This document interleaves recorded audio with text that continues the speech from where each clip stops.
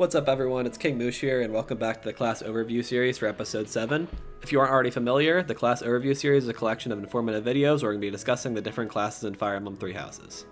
We'll be going over general information about each class, like their certification requirements, stats, abilities, and the overall strengths and limitations to determine their viability and what units are a good fit for each class.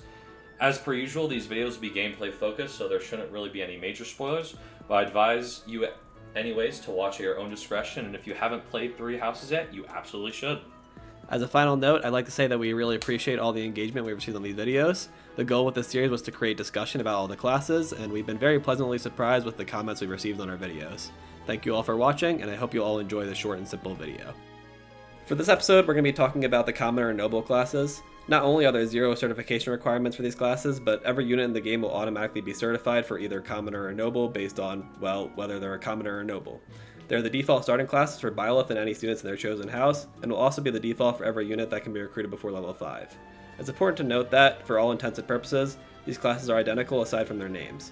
Noble has a very slight statistical advantage over Commoner that we will mention later, but it is extremely unlikely to make any difference at all.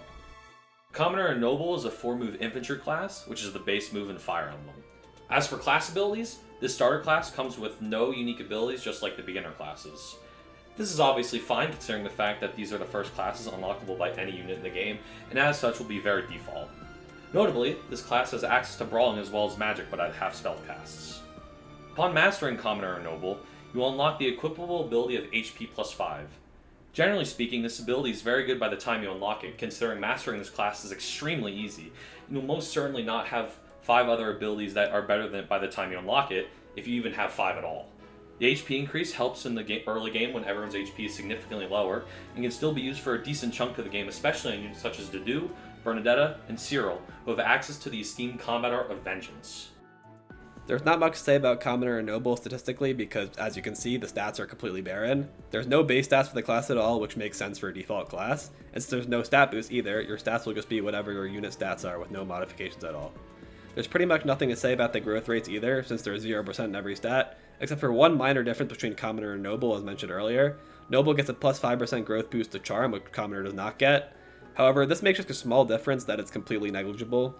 The differences scale a little bit better on units with a low charm growth, but still this 5% boost will give a single extra charm point in about 1 out of every 5 playthroughs on average. A unit's base charm stats and growth rate will be infinitely more impactful. So effectively you could say these classes are statistically identical. And obviously they are both statistically terrible, but since there are no alternatives available at the time they're used, it's not like you're being hindered at all by being in these classes. If it wasn't already obvious, there just isn't much to say about these classes, but there are a few things that could be considered weaknesses and strengths.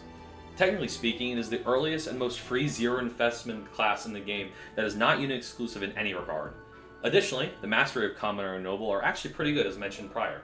There is no downside to having 5 more HP in 99% of circumstances, and it will most likely stay on most of your units for the first handful of chapters, maybe even longer depending on their build.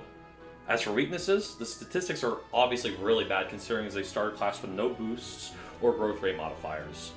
Move is at a base 4, so the classes also lack mobility, which is to be expected. Additionally, although it is nice that units have both access to Magic and Brawling in these classes, Magic-oriented characters will want to get out of this class and onto Monk as soon as possible to get full Magic uses. To be fair though, every unit wants to get out of these classes as soon as possible and move on to the beginner classes. Overall though, that doesn't mean it's a bad class. It's unique in the sense that it has no competition for its point in the game, its mastery is good, and there aren't any defining limitations that would make it annoying for specific characters. As for the final rating, I would give a Commoner and Noble a 6.5 out of 10. It's definitely a weird class to rank since there are no alternatives, but this ranking puts it around the middle of the list, which makes sense. It's not a bad class or a good class for its time, it's just the default class you use until you specialize later on. And arguably, it does have some strengths of its own, as having access to both Brawling and Magic makes it more versatile than most other classes. Its mastery is also above average, providing a really nice buff in the early game that can even maintain relevancy much later in the game for a select few units. For the tier list placement, as we hinted at earlier, we're going to slot Commoner and Noble at the middle of the pack in B tier. These classes are basically the same, and there isn't anything else to say that already hasn't been said. It's good in the sense that it has no competition, doesn't have any major hindrances, but at the end of the day, it's just a stepping stone that you'll move on from at level 5. The mastery is good, and the class is free, making a solid choice for the center point of this list. That wraps up what we have to say about the Commoner and Noble classes. If you like the video or have any thoughts of your own, please leave a like and make sure to comment. I also recommend checking the description if you're not already subscribed to both of our channels. Commoner and Noble were the last unique classes, which means it's time to move on to beginner classes. Stay tuned for episode 8 over on JCross's channel, which is about the Myrmidon class.